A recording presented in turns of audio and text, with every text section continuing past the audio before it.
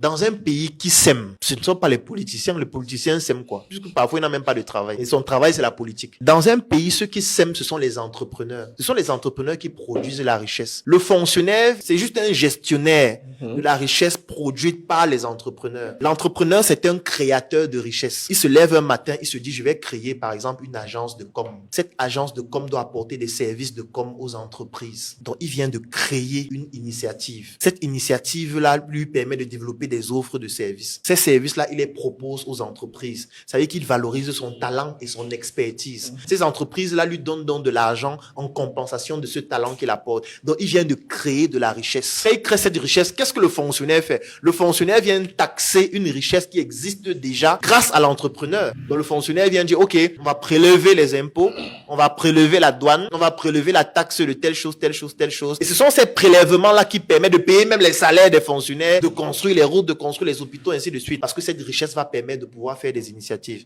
Maintenant, c'est clair qu'il y a aussi la corruption, parce que parfois, cette richesse créée est prélevée et détournée. Malheureusement, c'est pour ça que la corruption, c'est aussi un fléau très important. Mais sans les entrepreneurs, on n'a pas de développement. Donc, le chômage aussi, parfois, pousse les gens à entreprendre. Et c'est aussi une bonne chose. Parce que c'est la lecture de l'heure, parfois, qui te pousse à te dire que, mais est-ce que je ne peux pas vendre les chaussures? C'est vrai que j'ai fait la médecine, mais et si je vendais les chaussures aussi? Voilà. Tu vois, c'est pour ça que tu vas voir les médecins aujourd'hui qui deviennent community manager. Tu vois, un ingénieur, par exemple, qui aujourd'hui vend les beignets. Tu vois, on va dire que non, c'est une activité dégradante. Non, ce n'est pas dégradant. Il produit de la richesse. Puisque pour faire ces beignets, il prend une matière première qui s'appelle le maïs, qui était une matière première brute. Il transforme cette matière première en farine. Ça veut dire qu'il vient d'apporter qu'on appelle la plus-value ou la valeur ajoutée. Donc, il a déjà commencé le processus de création de richesse. Parce que le maïs et la farine a une valeur plus importante que le maïs. La farine coûte plus cher que le maïs brut. Donc, quand on passe du maïs brut à la farine, on a déjà créé de la richesse parce qu'on a transformé pour apporter une valeur. Donc, lui qui vend les beignets là, il est en train de créer de la richesse. Et cette richesse-là va lui permettre de capter une plus-value pour lui-même et ça va permettre au gouvernement ou à l'État